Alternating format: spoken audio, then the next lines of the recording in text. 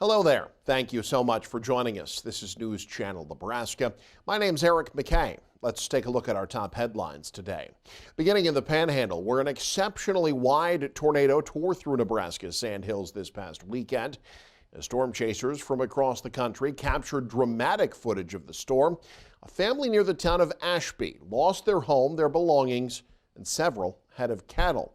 Casey Wannenberg sat down with the family who, despite their devastating losses, are grateful that no lives were lost. This is where we live. We spent a lot of time at the counter, the bar counter. Kids colored here, we ate here. For 35 years, this kitchen was the heart of Kathy Culver's home. It's overwhelming. A place where she made countless meals for her husband, children, and grandchildren. Everything's gone. It's all gone.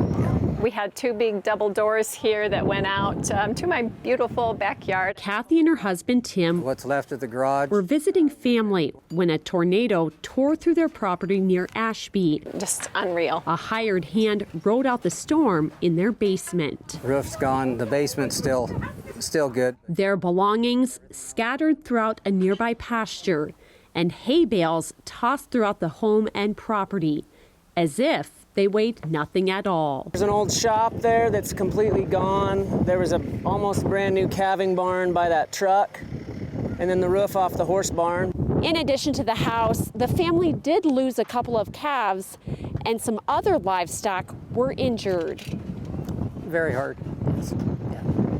Okay. As the family begins to pick up the pieces, the National Weather Service is surveying the damage. The survey is still ongoing, but it is kind of rare to see something this wide, especially this far northwest of the Sandhills. But amid the destruction, I put on some work gloves. I don't know if you need help. I'm happy to help wherever I can jump. the strength of a community is coming together. When I got over here, I bet you there was 50 to 100 people here, of just neighbors that showed up to help. It's great memories. And while Kathy may never again stand at this kitchen counter making memories, There's, hay all over here. she's thankful she still has her family to cook for. We're blessed that no one was hurt, and that we're blessed with the people that we have in our area. Counting blessings, not losses. Near Ashby, Casey Wannenberg, News Channel, Nebraska. Meanwhile, at least one track is up and running not far from that home. Cars full of coal heading east near Ashby a day after the tornado did this damage you see here. Left behind by high winds, cleanup underway. Claw excavators taking broken axles from the train and dumping them in the bins. Cars were tossed from their wheels into the ditch along the tracks. It wasn't just the train. Electronic signs were flipped over. Power poles turned to an angle along Highway 2. Another piece of wood was splintered in its midsection, most likely from one of those twisters. When the next severe weather event happens, don't get caught in the dark. Power your kitchen, HVAC, and communication systems with a Jackery solar-capable generator. Just click on our YouTube affiliate shopping tab and you're on your way. In other news, a three-vehicle accident shut down Burlington Avenue in Hastings Monday afternoon.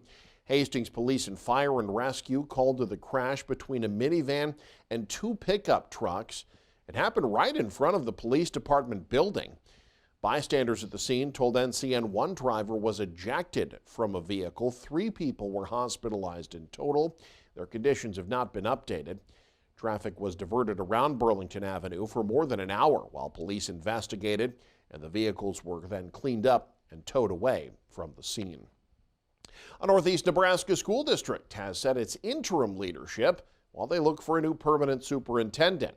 To replace outgoing Superintendent Dr. Jamie Jo Thompson, the Norfolk School Board Monday interviewed Lynn Johnson of Kregel and Bill McAllister of West Point. After a lengthy interview process, the school board came to their decision. The board voted unanimously to offer the contract as interim superintendent to Mr. Bill McAllister. At this time now, we are in negotiations with Mr. Bill McAllister on his contract, and we will be making another vote on his contract at future board meetings. McAllister has previously served as superintendent in the West Point, Beamer, and West Holt school districts. He's set to take over in July, overseeing the district until a permanent superintendent is selected. President Donald Trump visiting Michigan, holding a rally marking his 100th day of office. Ahead of the visit, Commerce Secretary Howard Lutnick announcing potential good news for automakers. Amy Kiley says this comes as they prepare for another new tariff. We're hearing from a lot of different sectors. The Trump administration is indicating it has reached a deal with automakers involving tariffs. They face a potential 25% duty on most parts that's been slated to begin by Saturday. It's in addition to the tariffs already in place for steel, aluminum, and almost all imported vehicles. The Commerce Secretary says the auto deal rewards, quote, companies who manufacture domestically while providing runway to manufacturers who have expressed their commitment to invest in America. It's unclear what that means, but in a statement, GM's CEO says she's grateful to President Donald Trump. His tariffs often appear fluid. He's fearless in fighting for every American because these things will benefit our economy and will benefit every American. Another trade policy change this week involves Chinese imports worth $800 or less. They're set to lose their tariff exemption Friday. Some Chinese e-commerce companies say they've increased prices for U.S. customers as a result. A new poll suggests Americans don't like paying more for products as a result of tariffs. The CNN survey shows 59% of respondents think Trump has made the U.S. economy worse. It also backs up other polls indicating his overall approval rating is stumbling. This Trump poll from CNN just spells trouble for the Trump presidency, part 2. Amy Kiley reporting, News Channel, Nebraska.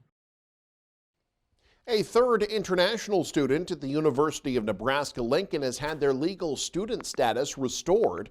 The university confirmed that move Monday. It allows a federal decision to reverse recent terminations.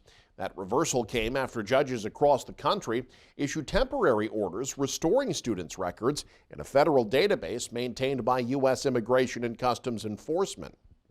In recent weeks, ICE had unexpectedly terminated the records of numerous international students, leaving many unsure why their status was revoked, and in some cases, students and universities weren't notified of the changes. 2 other UNL international students had their student status restored last week. Nebraska senators asking the public to come out to speak on the medical marijuana rollout. State Senators Rick Holdcroft, John Kavanaugh, and Ben Hansen hosting public meetings to discuss the voter-approved law's implementation. The announcement comes less than 2 weeks after Hansen's LB 677 to officially legalize and regulate medical cannabis in Nebraska failed to make it out of the General Affairs Committee. Holdcroft and Kavanaugh serve as chair and vice chair of that committee.